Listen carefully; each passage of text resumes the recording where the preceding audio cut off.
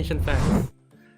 Welcome back to another episode of The Director's Cut, where we feature directors and creators of creative content in film, documentary, dance videos, viral videos, and of course, animation. I'm your host, Greg. I produce animation as well, but here today, I'm your host, and we'll be talking about animation. Today, we have a very special guest in the studio with us. But before we reveal who he is, let's take a little look at the show reel. Roll it.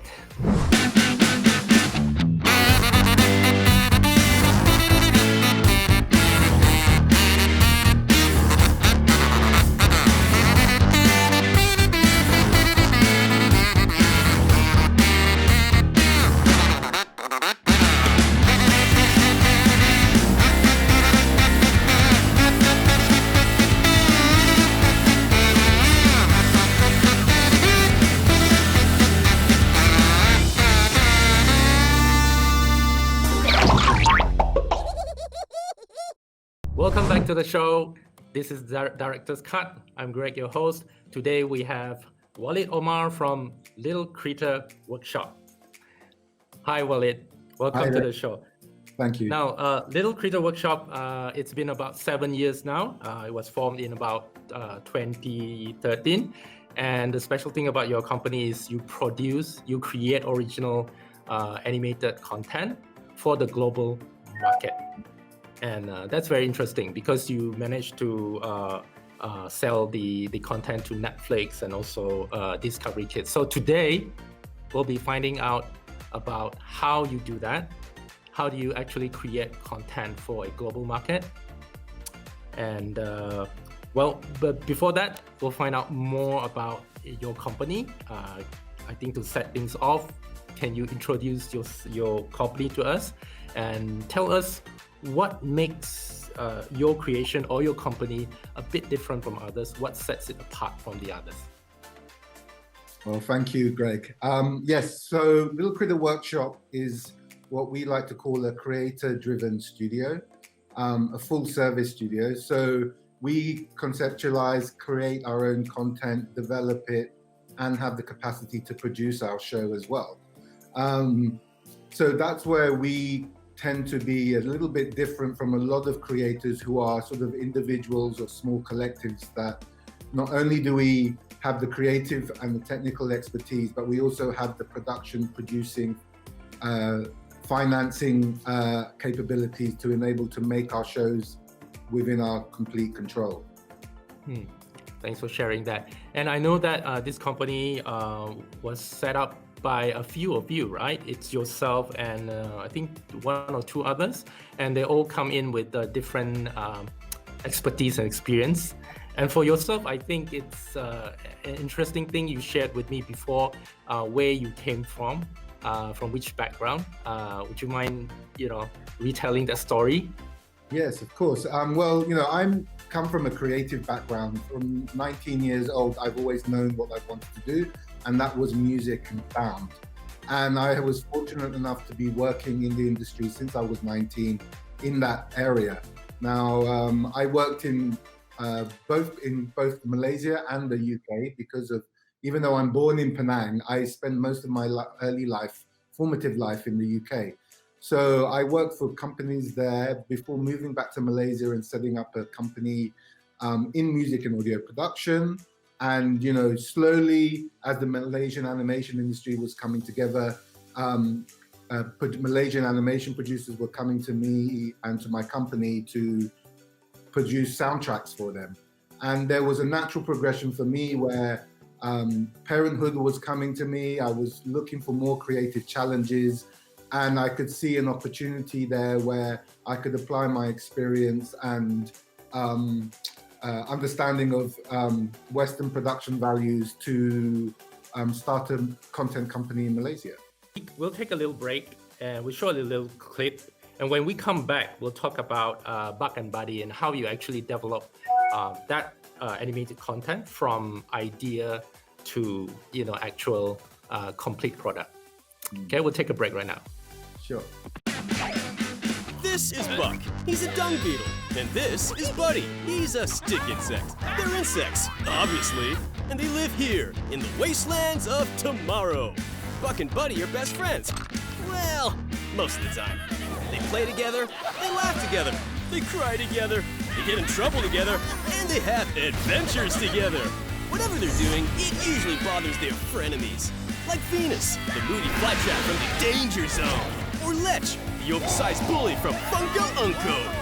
And the Aphid Army, led by their power-hungry leader, the Pharaoh. And they even bother their neighbors, Amy and Roger. But their favorite people to make mischief with is each other. Buck and Buddy.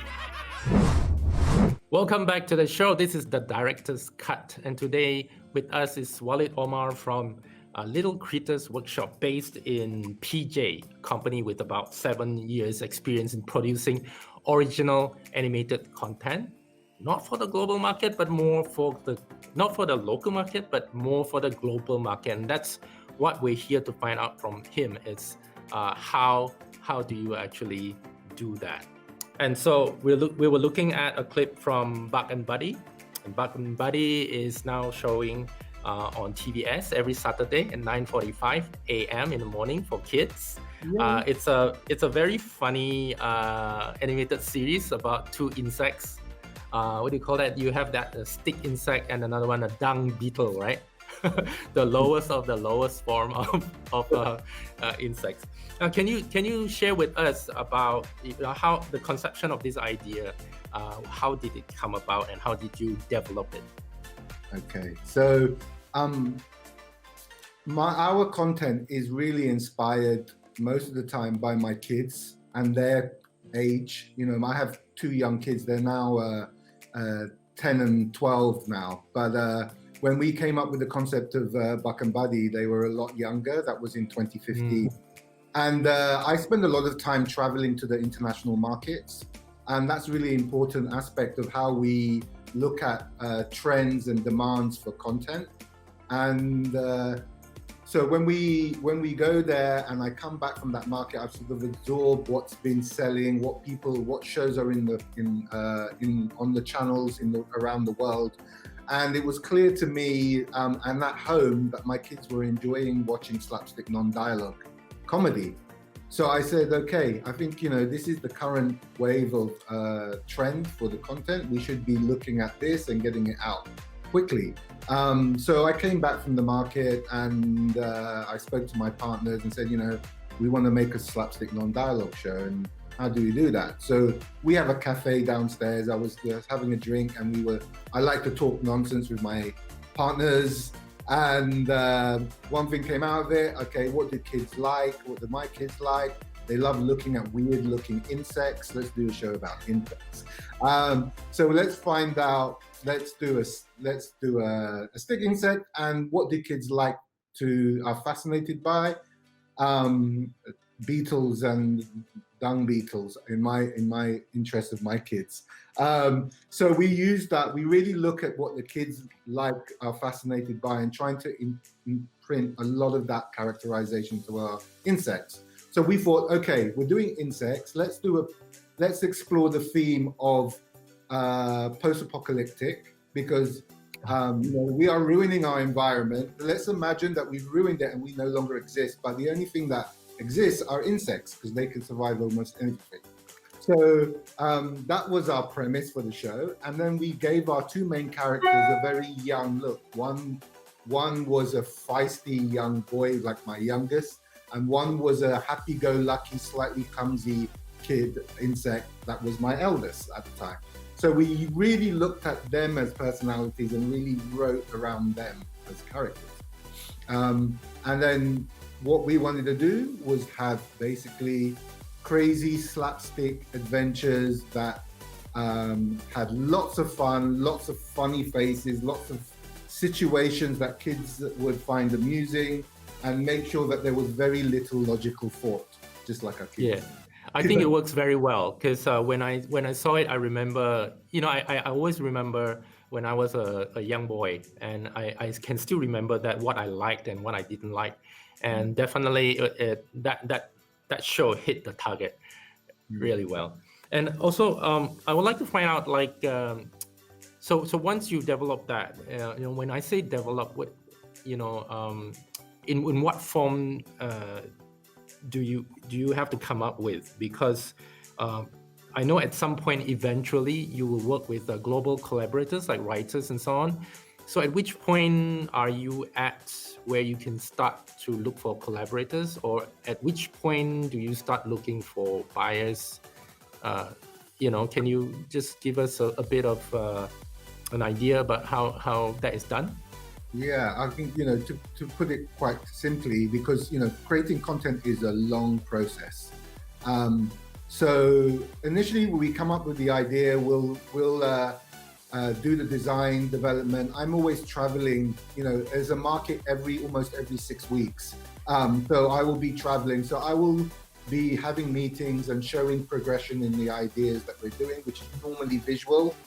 And the premise, but with Buck and Buddy, is a very simple story, crazy 5-minute adventures. So there's not really more to explain about the characters and story arcs and stuff. We're just looking at high energy, high fun, high entertainment. So we will spend about 1 year to 2 years developing the property, depending on the feedback and interest of the broadcasters. By the year 1, we will usually pitch the show. And we usually pitch at an animation market. In this case, we pitched at the Asian Animation Summit in Jeju in Korea in 2015. And then once that's done, we will get a writer involved, and we start building out the scripts to what we want. In this Buck and Buddy, the first script was written by us because we know the show, we wrote it. It's a physical show.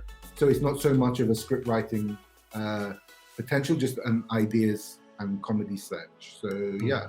And then from there, we look for a distributor, because a distributor is the person that's going to help us sell the show, not us, because our focus is the creative and process and ensuring that we can raise the financing and produce the show. That's very interesting, because all the while I've always been thinking that we've got to, as animation producers, we've got to come up with the idea, we've got to produce it, we've got to do it, and we've got to sell it. So I think it's an interesting thought that, you can leave it to the experts to do that, and while saving some time for ourselves to focus on the development and production instead. So we'll take a little break, and when we come back, I learned something from this man, so we'll talk about it. He mentioned something about separating the mentality between an artist and a business. So what does he mean by that? Let's find out after we come back.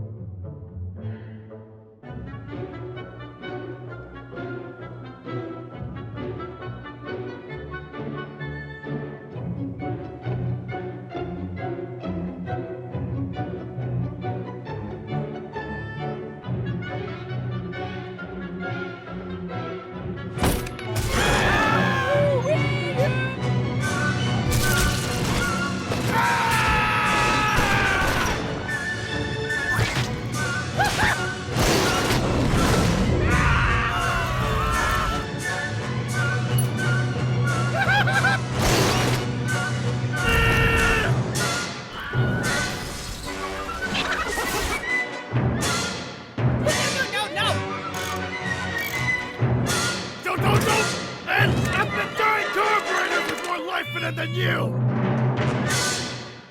I'm a turtle! Moo! Welcome back to the show. This is Director's Cut with Greg, your host for today. And we have Walid Omar from Little Creatures Workshop. Hi, Walid. Welcome back. Hello. And Walid, let's talk about Outlaw Dark. Now, it seems like a lot of the shows that you produce are for kids. And like how you shared it, you were inspired by what your children like. So when they were younger, you created something for the younger audience, and now they're much older, you seem to progress. Now, how did the idea for Outlaw Dark came about? Because it seems like it's for a totally different older kind of audience. It's like a totally different genre. Can you share Yeah. with us? Sure. I mean, we're the great thing about us is that, like we said, I have two other really strong creative partners who are very much looking after their aspects of what the process is. And Outlaw Dark was Brian Chong's, my partners, and our animation director of design and animation. His idea that he created a long time ago as an animator, I couldn't tell you how long ago, but a while back. And we were originally pitching the idea because he wanted to create his own superhero animated universe. And a lot of broadcasters, when we were pitching it, saying, "Oh, there's Marvel, it's too tough, you can't come up with things." So we were like coming off the back end of Hoagie the Globe Hopper, and we did a preschool show. And animators love to just do something different. So we said, why don't we take this show, redevelop it, and reimagine it into something that we would like to watch, and would be like a slapstick black comedy with a different kind of look, a more mature look. So we entered it into an MDEC IPCC project pitching, which was in 2016 as well, if I'm not mistaken. And we said we wanted to make a show that probably at that time, not many broadcasters would want to buy, but we want to make it for the YouTube audience. So we took the original idea he had and we turned it into what it is today, which is about two police officers who manipulate a young girl with her superpowers to clean up this city with monstrous consequences. It did okay, but the thing with doing YouTube, you really need a volume of content to get the generation. Right. So releasing a video is kind of difficult, but what it did is show us what we could do with a different art style, where our real heart of our studio is, which is comedy, and comedy for kids, comedy for adults, and just laughing and being sort of mischievous. Yeah, you're doing very well with Buck and Buddy on that one.